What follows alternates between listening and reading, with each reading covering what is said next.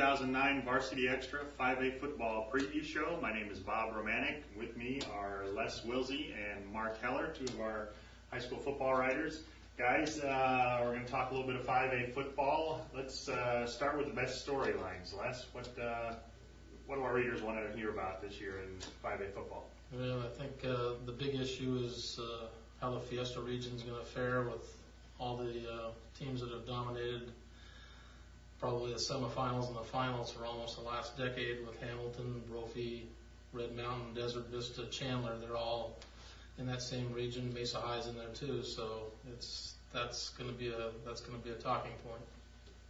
Mark?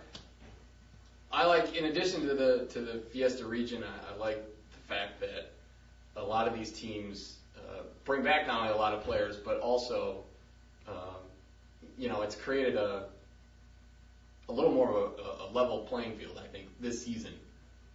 Whereas before, I think Hamilton and Brophy were clear favorites. I think it's a little bit more muddled in 5A this year. And again, everyone's talked about the Fiesta region. The Desert Valley region's undergone a lot of transformations as well. So it's not strictly the Fiesta. The Fiesta is clearly the talking point here. But there are a lot of other regions and teams, in fact, that are actually going to benefit.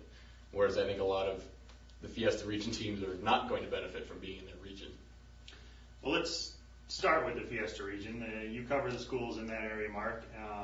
How did this many good teams get stuck in one region, and is that a good or a bad thing?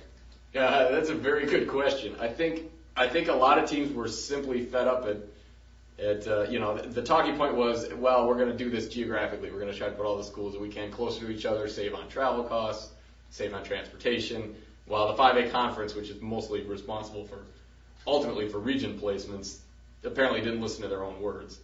Because now you've got Brophy going all the way out to Red Mountain. It was clearly the idea of let's give other people a chance to try to get into the playoffs, and let's stack all what's been the elite teams of the last several years into one region and make them just fight it out amongst each other and allow some other teams from other regions who may only get one team in the past, maybe now they can get one or two more teams in, and sort of actually try to skew the field in the other direction.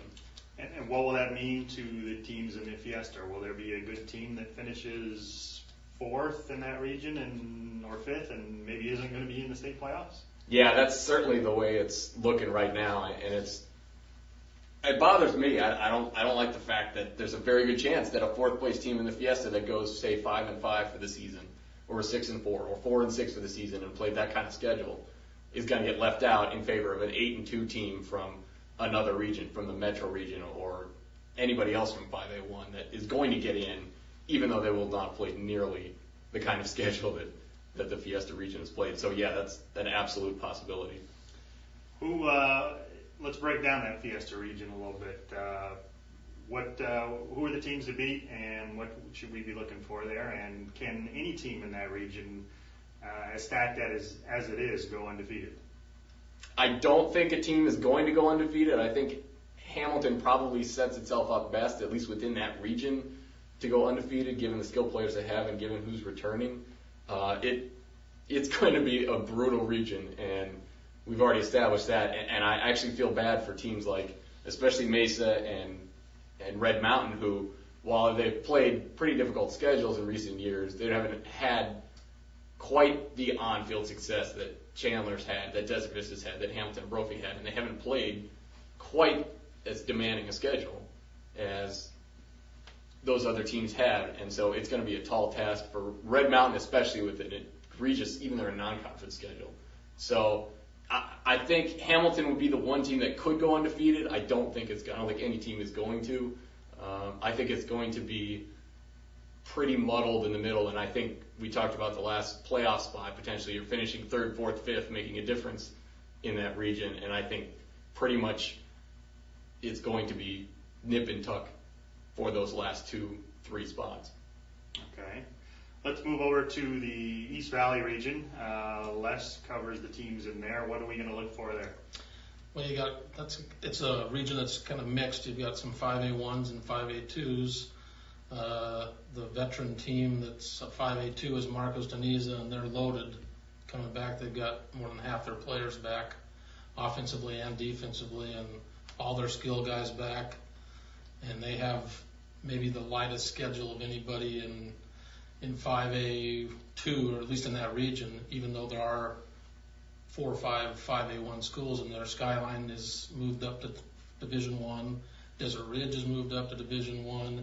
But you got Perry, who's playing their first varsity season. Last year was an independent schedule, but that was a different level of football. They're going to jump up another whole notch of football this year. Westwood hasn't done well the last couple of years. They're Division I. Mountain Point's got a new coach. Norris Vaughn came from Wickenburg. He's going to try to rebuild things at Mountain Point. So it's a mixed region. That's probably the most mixed region of 5A of the East Valley schools. And we talked about what the realignment does to the powerhouse teams in the Fiesta. What will it mean to the Westwoods and Skylines of the world? It'll probably be good for them, just because they're not going to be playing Mountain View. A couple of them, actually Westwood does play Red Mountain, but they're getting some of the schools playing Skyline and Desert Ridge who are coming up from 5A2. They're more in their competitive wheelhouse, so to speak. Mm-hmm. So I think it's going to be good for probably a Westwood, and it'll kind of soften the blow for Skyline and Desert Ridge coming up, that they're not. Desert Ridge probably could have come up in the old Fiesta region with Hamilton, Gilbert, Chandler, and that wouldn't have been a real good fit for them, or Skyline for that matter. So. Okay. Moving over back to Mark with the Desert Valley region. How does that shape up? Well, at the first glance, people probably thought, hey, Brophy's no longer in the Desert Valley region. We've all got a chance, except they basically substituted Chaparral for Brophy. So Chaparral, even though they now move up from 4A1 up to 5A2, basically is the region favorite, I think, coming out of there. I think it's again pretty muddled. You got teams like Pinnacle, pretty good. Teams like Desert Mountain's on the way up. St. Mary's is on the way up. They're going to be an interesting team to watch as Eddie Zuby tries to rebuild that program. Chaparral, again, it comes across so far as the favorite in that region. The last region we're going to talk about that affects the East Valley is the Central region. Let's talk about that. Well, that's it's kind of a little bit of maybe a second tier to the Fiesta region, but there's really 7 good solid schools in there, and probably the 3 that come to mind first would be Mountain View, Basha, and Corona del Sol. They're going to be pretty solid contenders in that region. You've also got Highland, Mesquite, and Dobson, and they've struggled a little bit, although Highland did make the playoffs last year, but they've lost a lot on their up front line, offensive line and defensive line. And Mesquite is very thin on depth, but if they can stay healthy, and they got really bit hard by injuries last year, if they can stay healthy, they could be in the mix. So it's a region that's it's going to be tough. It's going to be tough, top to bottom. There won't be any easy games in that region. Dobson's got a new coach, Alex Jacobson. He came from Utah. And then, of course, you got Gilbert, too. Dan Dunn's back. And Gilbert's, the last decade, they've been back in the hunt. They've been in the playoffs quite a bit. And Dan Dunn's got a good pedigree. He won some state titles. It's been about 30 years since he's been there, but he can coach. He's assisted at Red Mountain. He's coached at Pace, and he's coached at Mesa Community College, been the head coach. He knows what he's doing. That'll do it for this week. Tune in next week when we'll be talking about all the games leading into Friday night. On behalf of Mark Heller and Les Wilsey, my name's Bob Romanek. Thanks for watching.